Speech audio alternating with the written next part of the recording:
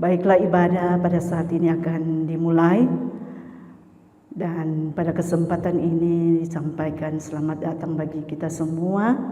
Dan walaupun saat ini kita masih beribadah lewat online, tetapi kita tetap percaya bahwa sesungguhnya ketika kita menghadirkan Tuhan, pasti ada sesuatu yang terjadi dalam kehidupan kita semua. Dan mari kita siapkan hati kita saat ini untuk beribadah, memuji, memuliakan akan nama Tuhan. Haleluya, Yesus Tuhan. Terima kasih Tuhan buat anugerah-Mu yang luar biasa yang Tuhan kerjakan dalam hidup kami. Penyertaan-Mu sungguh sempurna bagi kami. Kalau sampai saat ini kami masih ada, kami sehat kuat, semua cuma karena anugerah Tuhan. Terima kasih Tuhan. Glory bagi nama-Mu Tuhan. Malaikat di surga nyanyikan kidung pujian, bermazmur bagi-Mu, muliakan nama-Mu Yesus. Aku memuji-Mu, tanganku kuangkat padamu, masuk dalam hadirat-Mu, rasakan kasih-Mu, ku jadi milik-Mu Yesus. Aku menyembah-Mu, Hosana.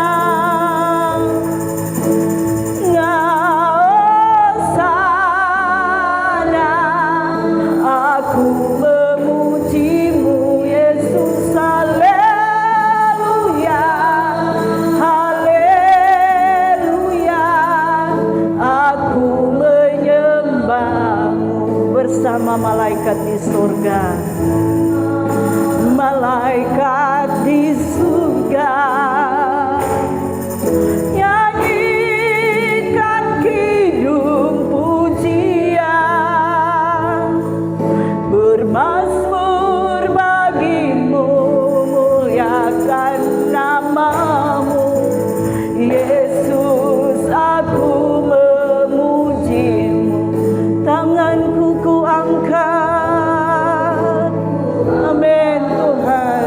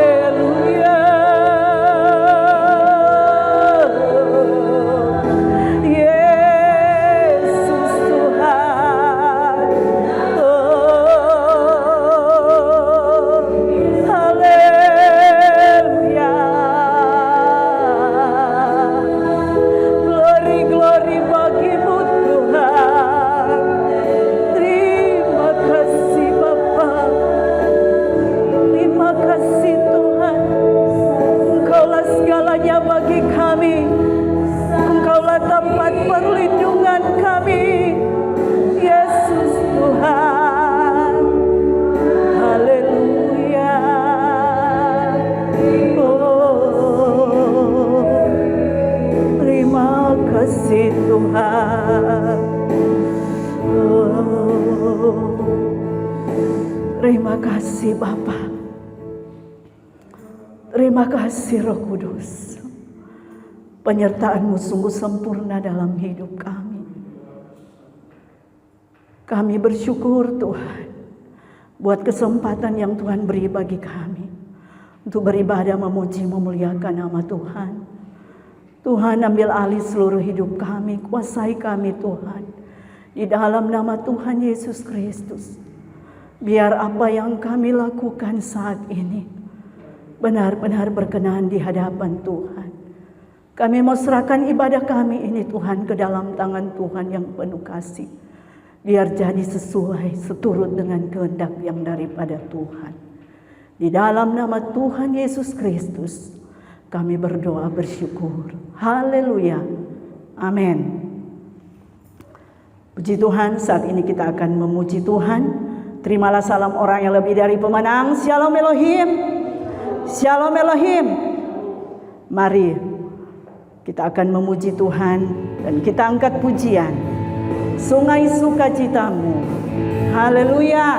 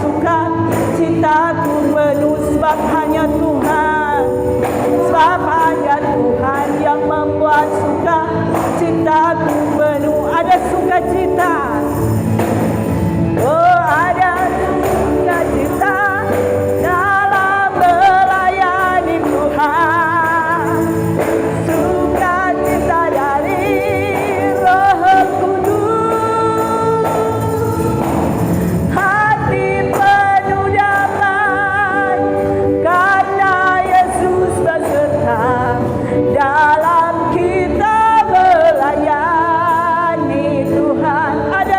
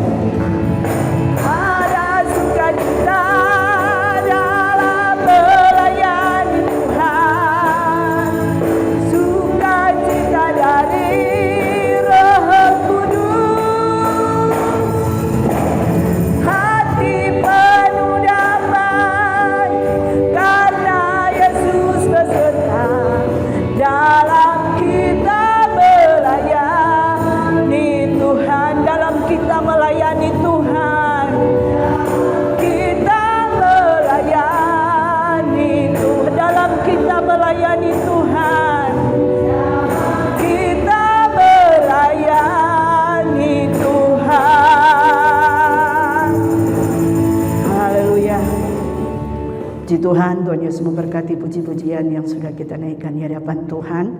Dan saatnya kita akan mendengarkan kebenaran firman Tuhan.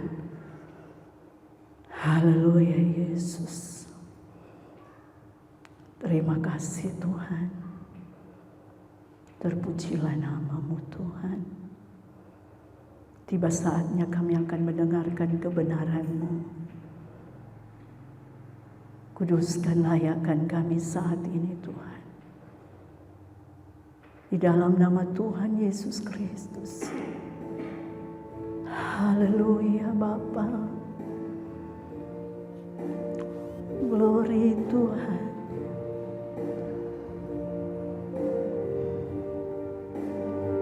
Yesus baik bagi kami.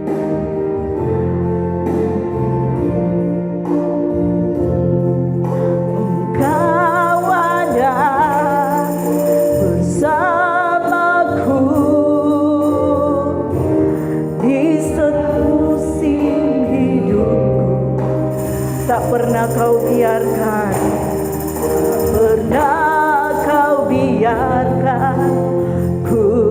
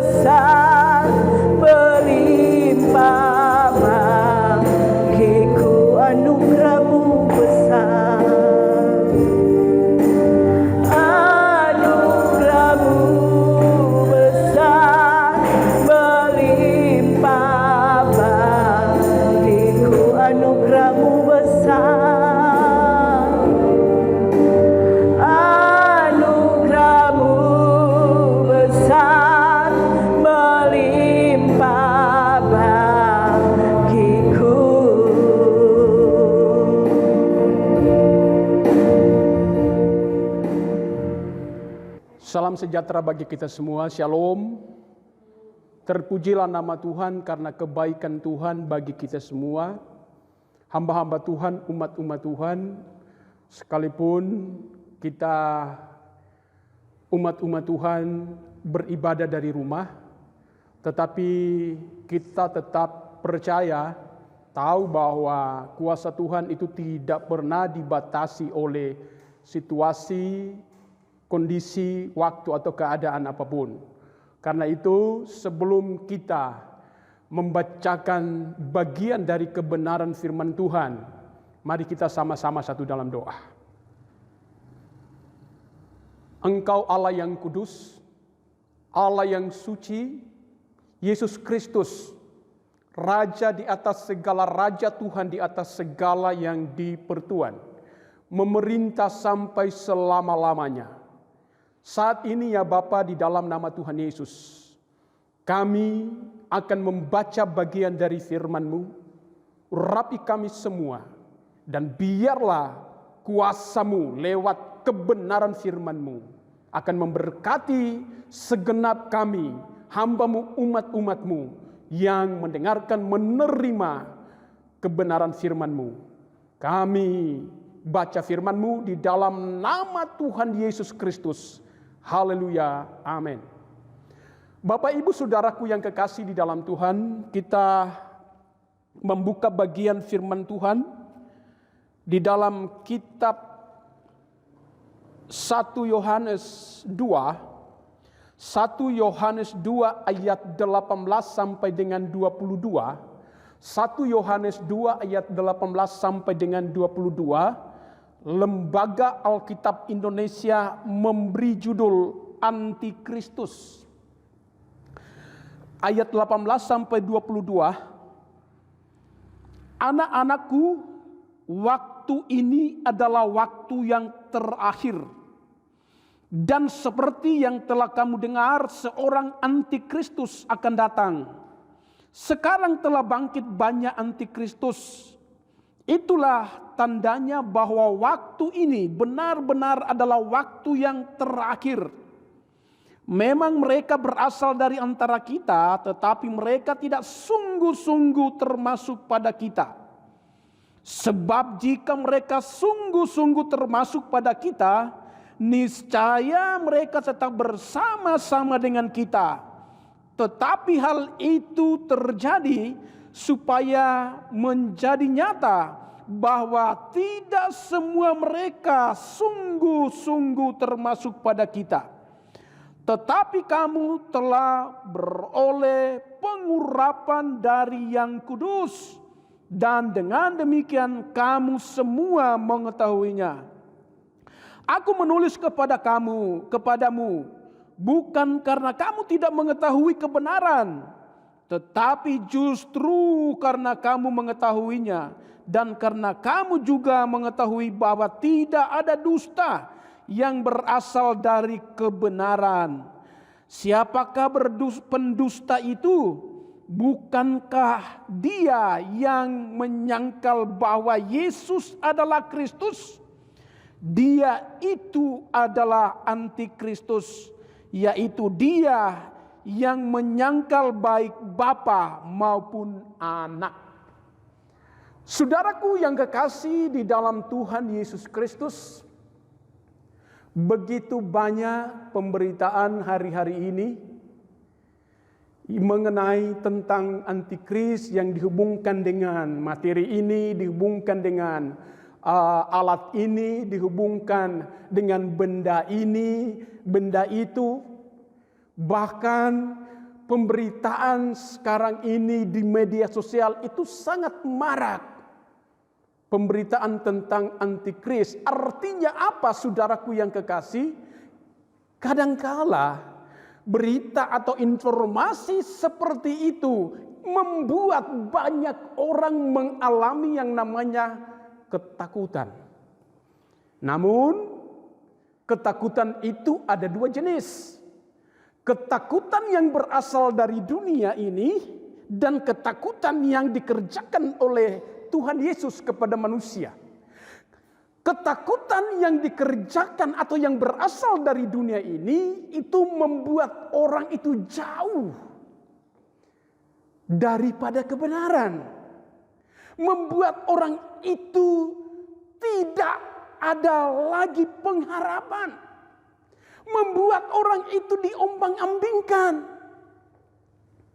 Tetapi ketakutan dari Tuhan itu membuat orang mencari Tuhan, mendekat kepada Tuhan. Namun kadangkala ada orang yang mencari Tuhan cuman karena takut mati, takut sakit, sehingga dia mencari Tuhan. Saya kira itu tidak murni. Ketika ketakutannya itu habis atau lenyap, maka dia kembali mencintai dunia atau tidak percaya kepada Tuhan. Saudara yang kekasih di dalam Tuhan, saya sedikit mau berbicara tentang siapa antikris itu. Antikristus itu ada dua kata.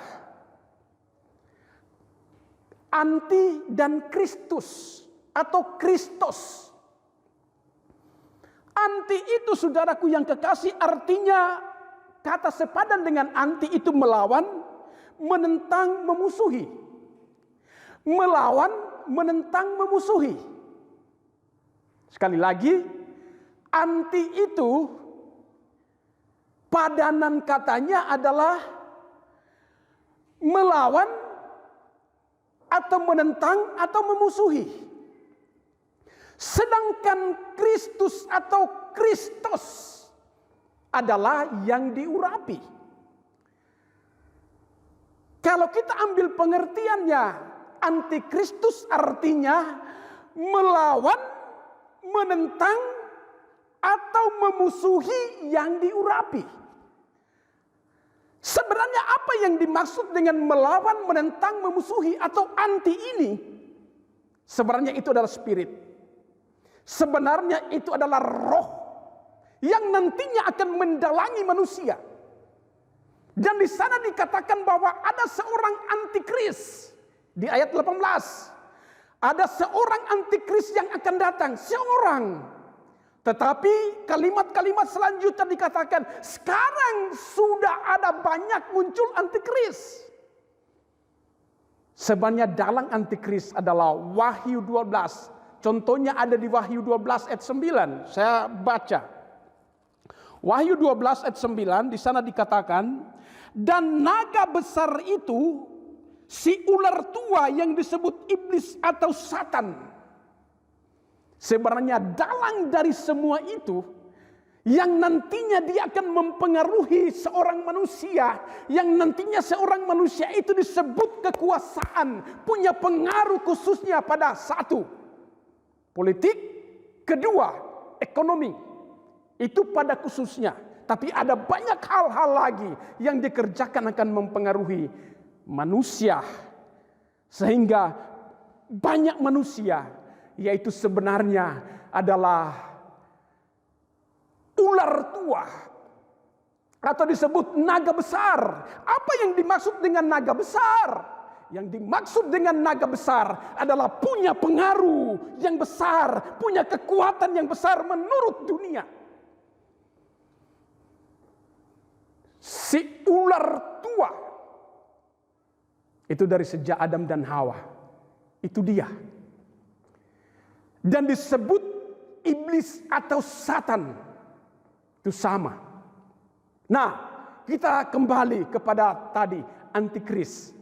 Berarti anti itu sebenarnya adalah spirit, roh ular besar atau naga besar. Ular tua, iblis atau Satan itu. Kepada siapa? Dia akan mempengaruhi, menguasai, menyeret manusia. Lewat apa? Saya katakan tadi, khususnya dua hal tadi. Politik dan ekonomi. Dan masuk uang. Kalau Manado katakan doi, doi, doi. Manusia seperti apa yang nantinya akan dikuasai oleh roh antikris itu, yang akan dikuasai oleh naga itu, si ular tua itu, atau naga besar iblis Satan itu? Siapa yang akan dikuasai? Mari, ada hal-hal penting di sini. Orang yang akan diseret, dikuasai oleh iblis atau Satan itu, pertama kita lihat di sini. Perhatikan baik. Saya kembali, antikris itu artinya roh atau spirit atau kekuatan yang akan menguasai manusia. Kekuatan yang akan menguasai manusia. Ya.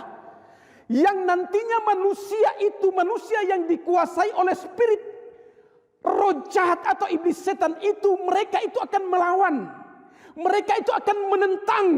Mereka itu akan memusuhi. Memusuhi siapa? Memusuhi Yesus Kristus. Itu pertama. Kedua, akan memusuhi orang-orang juga yang diurapi oleh Tuhan. Orang-orang yang menyembah Tuhan dalam roh dan kebenaran. Orang-orang yang percaya Kristus. Urapan kebenaran itu. Siapakah orang-orang yang akan dipengaruhi oleh antikris? Pertama, kita lihat di dalam ayat 19 dan 20. Ayat 19, memang mereka berasal dari antara kita, tetapi mereka tidak sungguh-sungguh termasuk pada kita. Hal yang pertama, ternyata jelas di sini. Antikris kadangkala orang membayangkan ada angka 66 dan ada orang yang menakutkan atau sekelompok orang yang menakutkan dan membawa angka 66 itu atau seperti apa dan menanam memasang di dahi atau di tangan. Itu benar firman Tuhan katakan. Tetapi yang di dahi ini sebenarnya gambaran dari pikiran. Di tangan ini gambaran dari pekerjaan. Nah, oleh karena itu saudaraku yang kekasih di dalam Tuhan, sebenarnya orang-orang yang nantinya akan dikuasai oleh antikris, orang-orang itu adalah orang-orang yang tidak jauh dari antara orang percaya. Bahkan orang mungkin percaya kepada Tuhan. Tuhan katakan di antara kita, dekat dengan kita, tetapi mereka tidak sungguh-sungguh kepada Tuhan. Ya, ini persoalannya. Pertanyaannya, apakah gereja Tuhan masih setia saat ini kepada Tuhan? Apakah jemaat Tuhan, hamba-hamba Tuhan masih setia kepada Tuhan? Tidak masih sungguh-sungguh kepada Tuhan? Halo? Masih sungguh-sungguh kepada Tuhan? Masih sungguh-sungguh percaya kepada Tuhan? Saudaraku yang kekasih di dalam Tuhan, apakah kita sungguh-sungguh? Ini pertanyaan saudara. Karena orang yang tidak sungguh-sungguh, orang inilah yang akan terseret dikuasai oleh roh antikris. Artinya apa? Orang yang sungguh-sungguh adalah orang yang menerima perjanjian Tuhan. Memang perjanjian Tuhan itu darah Yesus. Perjanjian Tuhan itu adalah pribadi Yesus. Perjanjian Tuhan itu adalah pengorbanan Tuhan.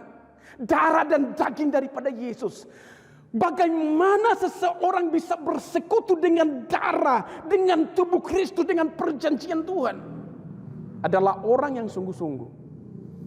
Bagian kedua, yang kedua, orang yang seperti apa? Kedua adalah, perhatikan masih ayat 20. Tetapi kamu telah beroleh pengurapan dari yang kudus, dan dengan demikian kamu semua mengetahuinya. Artinya apa? Orang yang bersungguh-sungguh itu tidak sama dengan orang yang tidak bersungguh-sungguh. Orang yang tidak bersungguh-sungguh itu akan terseret. Kenapa? Karena mereka tidak memahami, tidak mengetahui tentang kebenaran Allah, rahasia Kristus, rahasia kebenaran Allah.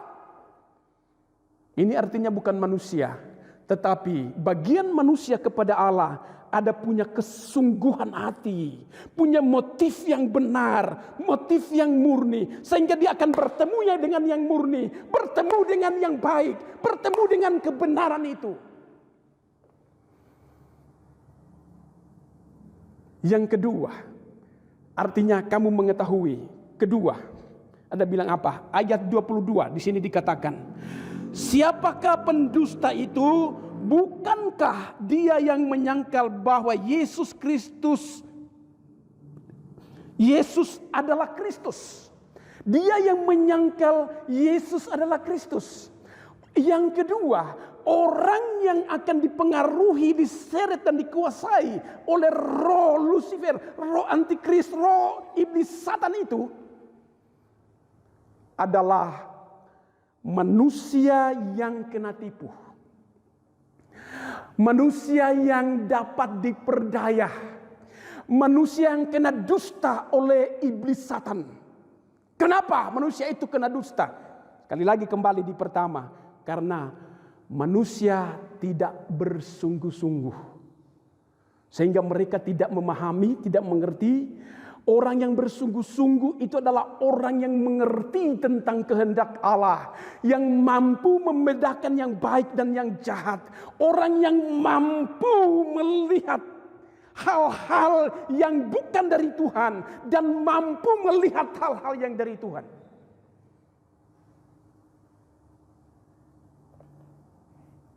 Saudara, yang kedua.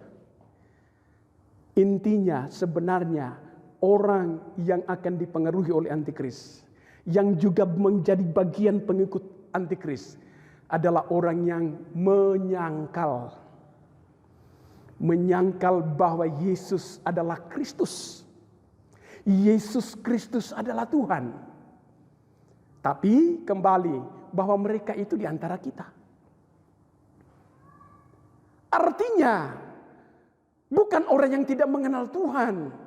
Bukan orang yang tidak mengenal Yesus, tetapi orang yang mungkin memuji-muji Tuhan, orang yang mungkin dulunya setia kepada Tuhan, tetapi karena situasi kondisi dengan berjalannya waktu, maka mereka itu mungkin diiming-imingi oleh apapun dalam dunia ini. Sehingga mereka mulai menimbang-nimbang, mereka mulai memikirkan bahwa ternyata sepertinya selama ini saya tidak ada pertolongan. Hingga sampai detik ini saya percaya kepada Yesus Kristus itu Tuhan. Tapi sepertinya tidak ada pertolongan. Sepertinya biasa-biasa saja. Ekonomiku tidak naik. Bahkan saya tidak akan pernah mendapatkan damai. Tetapi ketika saya bekerja, maka penghasilanku itu menjadi naik, menjadi tinggi. Ketika saya bersungguh-sungguh membanting tulang, walaupun saya tidak mau mengenal Tuhan, bersungguh-sungguh kepada Tuhan, asito saya juga diberkati. Bisa saja seperti itu. Itu adalah roh antikris yang mempengaruhi manusia, sehingga manusia tidak lagi percaya kepada kekuatan Tuhan. Saudara yang kekasih di dalam Tuhan, bisa saja kekristenan menyangkal Tuhan. Ini harus berhati-hati. Bahwa kalau ada gereja Tuhan, jemaat Tuhan, hamba Tuhan, mulai memfokuskan sesuatu melebihi Tuhan. Pikirannya, perasaannya, apapun mulai difokuskan kepada yang bukan kebenaran, kepada yang bukan Tuhan. Sebenarnya itu adalah spirit antikris. Jadi antikris bukan mobil berarak-arakan begitu banyak. Ada tentara-tentara yang nantinya akan memasak. Bukan seperti itu. Tetapi selalu roh. Ya, dunia ini sebenarnya adalah milik Tuhan dan di bawah kekuasaan Tuhan. Tetapi akan muncul seorang, perhatikan baik. Seorang ini berbicara tentang satu kekuatan yang nantinya akan mempengaruhi komunitas. Dan memang adalah orang-orang yang dulunya, saya kira orang yang dulunya percaya kepada Tuhan, tapi akhirnya tidak lagi percaya kepada Tuhan, menyangkal kebenaran Allah. Dan orang-orang yang menyangkal Yesus Kristus adalah Tuhan, maka orang-orang itulah yang akan menyeret banyak orang, yang menyeret orang-orang yang tidak percaya. Sedangkan orang percaya itu firman Tuhan katakan bisa diseret oleh ekor naga. Apa yang dimaksud dengan ekor naga? Kalau Tuhan katakan Yesus Kristus adalah kepala gereja, sedangkan gerejanya adalah tubuhnya. Maka kalau Lucifer itu adalah kepala, Lucifer itu bisa berbahaya sebagai kepala pengikut-pengikut antikris. Maka ekornya itu adalah anggota-anggotanya. Bisa saja hamba Tuhan yang tidak lagi murni, jemaat-jemaat Tuhan tidak murni lagi. Mereka akan seperti ini. Mulai menyeret, mulai saling menyeret. Apakah di gereja ada orang yang saling menyeret antara satu dengan yang lain? Engkau sakit hati, engkau marah, engkau mulai menyeret jemaat yang lain. Engkau mulai menyeret hamba-hamba Tuhan yang lain. Bahaya. Roh apa itu? Akan mempengaruhi orang-orang lain. Makanya Tuhan katakan, sampai kepada orang-orang benar, orang-orang kaya, orang-orang miskin, bahkan katanya orang merdeka atau hamba itu akan menyembah binatang itu. Maksudnya di sana pertama karena mereka tidak sungguh-sungguh. Kedua, mereka akhirnya menyangkal bahwa Yesus Kristus adalah Tuhan. Intinya adalah orang yang nantinya akan dikuasai diseret. Pertama adalah, sekali lagi, pertama orang itu adalah orang yang tidak sungguh-sungguh kepada Tuhan. Mari kita bersungguh-sungguh kepada Tuhan. Kedua, sekali lagi, kedua adalah orang itu akhirnya tidak percaya Yesus Kristus adalah Tuhan. Akhirnya mereka menyangkal. Dan karena itu mereka pun mulai memanggil orang lain, menyeret orang lain. Dan begitu banyak orang yang akan diseret. Tetapi orang yang setia, orang yang bertahan sampai kesudahannya akan mengalami keselamatan. Tinggallah di dalam kebenaran. Kristus Yesus adalah kebenaran. Kebenaran itu pasti tetap menang. Kebenaran itu pasti tetap berjaya. Kebenaran itu pasti tetap tinggal untuk selama-lamanya. Amin. Demikian kebenaran firman Tuhan. Biarlah kebenaran ini memberkati kita semua. Sekali lagi, Tuhan Yesus Kristus memberkati kita semua dengan kebenarannya. Mari kita berdoa. Bapa, di dalam nama Tuhan Yesus Kristus, kebenaran-Mu telah disampaikan. Kami tahu bahwa antikris, roh antikris sementara bekerja bagi dunia ini lewat mungkin jabatan, lewat ekonomi, lewat politik. Tapi kami percaya orang-orang yang percaya, yang bekerja di bagian politik atau menguasai keuangan, mereka tidak akan terseret dengan antikris, dengan roh yang seperti itu. Tetapi orang-orang yang percaya, orang-orang yang setia, orang-orang yang bersungguh-sungguh kepada Tuhan, tetap ada di dalam naungan lindungan yang maha kuasa. Karena Tuhan adalah kota benteng, Tuhan adalah pertolongan setiap orang yang bersungguh-sungguh. Karena itu kasihanilah kami ya Bapa, karena kami pun pasti jatuh dan terpengaruh dan terseret oleh roh antikris kalau kami tidak bersungguh-sungguh. Tapi kami mohon belas kasihan yang daripada Tuhan terjadi bagi kami semua hamba Tuhan, umat-umat Tuhan, bagi pemerintah kami, bagi masyarakat di daerah kami. Tuhan Yesus Kristus memberkati. Dalam nama Yesus, yang sakit disembuhkan, yang lemah dikuatkan, dan ada roh Tuhan yang akan mencengkeram menguasai kami sehingga kami terus menyala-nyala di dalam Tuhan. Kami berdoa bersyukur di dalam nama Tuhan Yesus Kristus. Haleluya, haleluya, amin. Sekali lagi, demikian ibadah kita. Tuhan Yesus Kristus memberkati. Shalom.